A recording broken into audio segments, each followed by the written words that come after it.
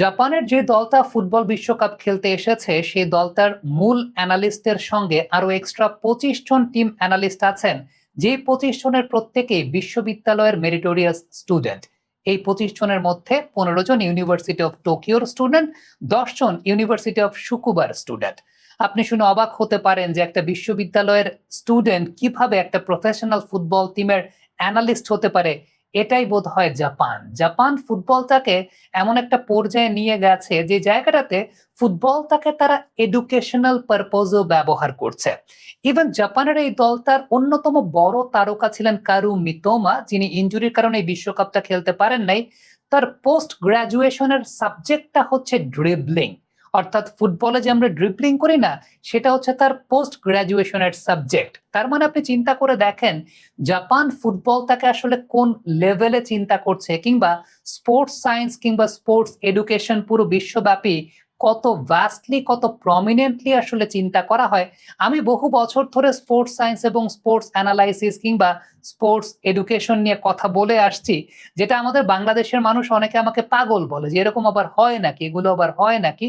এগুলো আমাদের বাংলাদেশে আসলে পাগলের প্রলাপ মনে হয় দেখে আমরা বাংলাদেশে এই অবস্থাতে আছি। আর জাপানে সেটা সত্য দেখেই জাপান আজকে অনেক দূর পর্যন্ত এগিয়ে গেছে, যেখানে বিশ্বকাপে তারা পরবর্তী রাউন্ড পর্যন্ত গেছে। এবং সত্যি কথা বলতে এই যে 25 জনকে ব্যবহার করা হচ্ছে, তারা প্রত্যেকেই কিন্তু স্পোর্টস সায়েন্সের স্টুডেন্ট, স্পোর্টস অ্যানালিটিক্সের স্টুডেন্ট। মেরিটোরিয়াস স্টুডেন্টদেরকে সুযোগ দেওয়া হচ্ছে টিমের সঙ্গে অ্যানালাইসিস করার। আসলে কেন প্রয়োজন, জাপান কিভাবে বিষয়টা চিন্তা করেছে? মূলত বিশ্বকাপের আগে, বিশ্বকাপটা যেহেতু 48টা দলের বিশ্বকাপ, এই বিশ্বকাপের আগেই তারা কিন্তু অ্যানালাইজ করে ফেলেছিল যে তারা যদি পরবর্তী রাউন্ডে উঠে, অর্থাৎ রাউন্ড অফ 32, রাউন্ড অফ 16 কিংবা রাউন্ড অফ 8, তারপরে সেমিফাইনাল, ফাইনাল, এই পর্যন্ত যদি যায়, তাহলে সেক্ষেত্রে অন্তত 40 ধরনের কম্বিনেশনে তাদের 40টা টিমের মুখোমুখি হওয়া হতে পারে।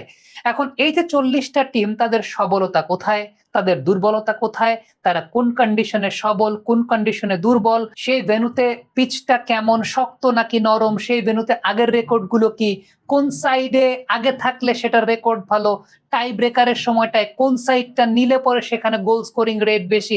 এরকম বিভিন্ন ডেটা কিন্তু প্রয়োজন হয় বর্তমান সময়ের মডার্ন ডে ফুটবলে, যে কারণে মডার্ন ডে ফুটবলটা কিন্তু অনেক বেশি মাত্রায় ভ্যাস্ট, অনেক বেশি মাত্রায় অ্যাডভান্সড। এবং জাপান কিন্তু এই কাজটা বেশ কয়েক বছর ধরে করে আসছে। বিশেষ করে এই 25 জনের অ্যানালিস্টের বিষয়টা কিন্তু সর্বপ্রথম জানা গিয়েছিল যখন কাতারে এশিয়ান কাপ হচ্ছিল। সেই সময়টায় জাপানের কোচ এই কথাটা বলেছিলেন, আমাদের টিমের সঙ্গে 25 জন অ্যানালিস্ট কাজ করে যারা বিশ্ববিদ্যালয়ের স্টুডেন্ট। এর মধ্যে 2টা বিশ্ববিদ্যালয়কে তারা প্রায়োরিটি দিয়েছে। একটা বিশ্ববিদ্যালয় আমি বলছিলাম যে ইউনিভার্সিটি অফ টোকিও, আর একটা ইউনিভার্সিটি অফ শুকুবা। এবং তাদের কাজটা একদম তারা অনেক আগে থেকে কাজটা শুরু করে দিয়েছে। এবং কোন প্রতিপক্ষের সঙ্গে খেলা, ম্যাচের আগের দিন কোন প্রতিপক্ষের সঙ্গে খেলা, সেই প্রতিপক্ষের স্ট্রেংথ, উইকনেস সবকিছু বিবেচনায় কিন্তু তাদের কাজটা থাকে। মূলত তাদের টিমের যে মূল অ্যানালিস্ট আছে তাদের কাছে সেই কাগজপত্রগুলো সাপ্লাই করা। তাহলে চিন্তা করে দেখেন জাপানে আসলে তারা কোন ভাবে চিন্তা করছে, অথচ আমরা এখন পর্যন্ত স্পোর্টস এডুকেশন, স্পোর্টস সায়েন্স এগুলোর কথা চিন্তা করলে আমাদের কাছে মনে হয় পাগলের প্রলাপ। এই কারণেই আমাদের বাংলাদেশে আজকে আমরা আসলে এই জায়গাটাতেই পড়ে আছি। জাপান জাপানের মতো করে এগিয়ে যাচ্ছে। একটা বিষয় চিন্তা করে দেখবেন যে জাপানে 2019 সালের পর থেকে কোন ইউরোপিয়ান নেশন আজ পর্যন্ত জাপানকে কিন্তু হারাতে পারে নাই। কোন ম্যাচেই তাদেরকে হারাতে পারে নাই ইউরোপিয়ান কোন নেশন। ইভেন ব্রাজিলের সঙ্গে সর্বশেষ যে ফ্রেন্ডলি ম্যাচে মুখোমুখি হয়েছিল জাপান, সেখানে কিন্তু জাপান জিতেছিল। সো আলটিমেটলি জাপান একটা এশিয়ান নেশন, যাদের ফুটবল হিস্ট্রি হয়তো অত ভ্যাস্ট না, অত সমৃদ্ধশালী না, কিন্তু জাপান এখন বিষয়টাকে আসলে এমন ভাবে টেকনোলজিক্যালি কিংবা থিওরিটিক্যালি, এডুকেশনাল পারপাস সবকিছু বিবেচনায় জাপান এমন ভাবে নিয়ে যাচ্ছে ফুটবলটাকে বা স্পোর্টসটাকে এন্টায়ারলি, যেখানে সত্যি কথা বলতে বিশ্বের যে কোনো দেশের জন্য কিন্তু একটা এক্সাম্পল। বিশেষ করে এশিয়ান কান্ট্রিগুলোর জন্য কিন্তু একটা অনেক বড় এক্সাম্পল। ইউরোপিয়ান কান্ট্রিগুলোতে স্পোর্টস এডুকেশন, স্পোর্টস সায়েন্স বহু আগে থেকেই প্রমিনেন্ট। চিয়ার আপের রিফ্রেশিং সাথে সবার মুখে হাসি ছড়াবে। চিয়ার আপ ছড়ায় হ্যাপিনেস। কিন্তু জাপান এটাকে সত্যি কথা বলতে একটা অন্য লেভেলে নিয়ে যেতে চাচ্ছে এবং তারা নিচ্ছে। আপনি কি জানেন এই বিষয়টা যে জাপানে একটা রেল স্টেশনের স্টেশন মাস্টার একটা বিড়াল, ওই বিড়ালকে তারা স্টেশন মাস্টার হিসেবে রেখেছে। তার কারণটা হচ্ছে যাতে ওই স্টেশনটা সচল থাকে, চালু থাকে, ওই স্টেশনটা বন্ধ হয়ে যাচ্ছিল, এরকম একটা উপক্রম ছিল।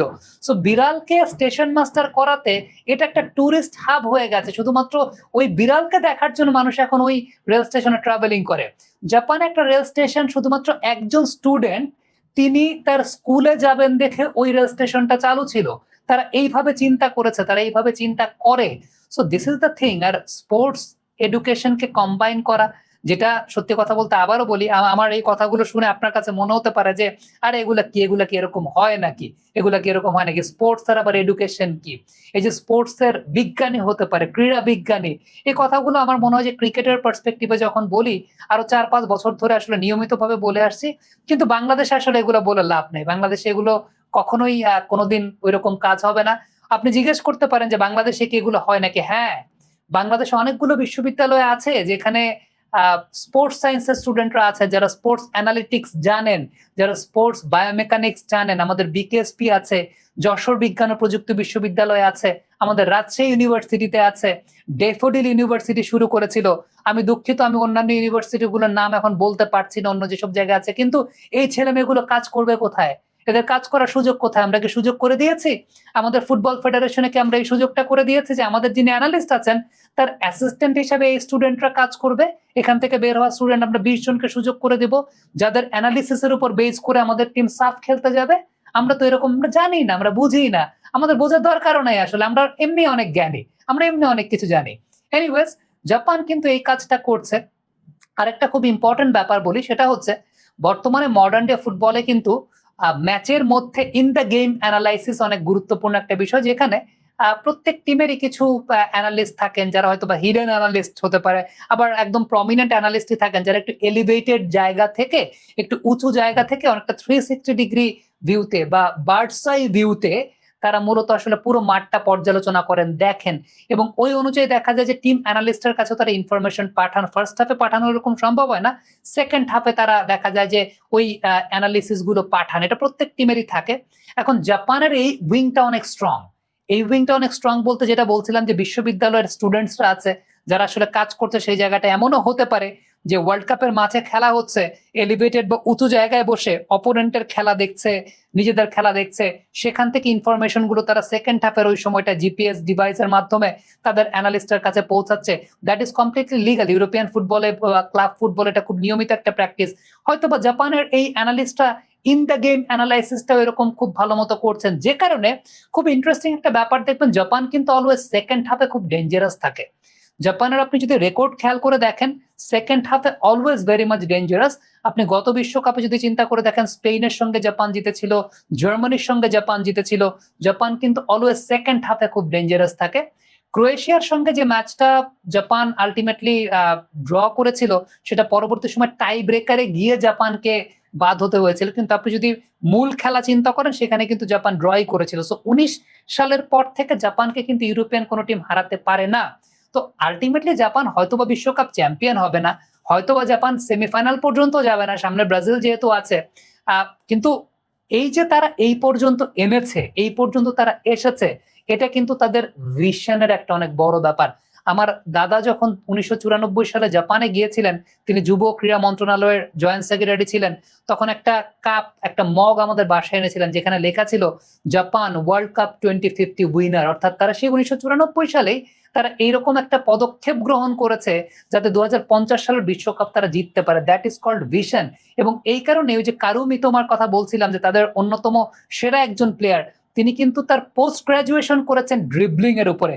আপনি এটা চিন্তাই করতে পারেন না যে ড্রিবলিং এর উপর আবার পোস্ট গ্রাজুয়েশন কেমনে করে। ড্রিবলিং তো আমি এমনিই পারি। আপনার কাছে মনে হতে পারে আপনি তো ড্রিবলিং এমনিই পারেন, আপনি এলাকার খেলায় অনেক গোল দেন। সো আলটিমেটলি এই ড্রিবলিং এর উপর আবার পোস্ট গ্রাজুয়েশন কিভাবে হয়, আপনার হয়তো বা মাথায় ঢুকবে না এগুলো। এই কারণেই আসলে আমরা এই জায়গাটাতেই আছি। আর জাপান বা উন্নত দেশগুলো, পৃথিবী অনেক এগিয়ে গেছে ভাই, পৃথিবী অনেক এগিয়ে গেছে। আর আমরা সত্যি কথা বলতে খুব সিলি ম্যাটার নিয়ে আমরা ঝগড়া করি, মারামারি করি, একে অন্যের পিছনে লেগে থাকি, অনেক মন্তব্য করি, যে মন্তব্যগুলো বাইরের দেশের মানুষ শুনলে আসলে খুব হাসাহাসি করে, খুবই হাসাহাসি করে। কমেন্ট বক্সে আপনাদের মন্তব্য, মতামত জানতে চাই।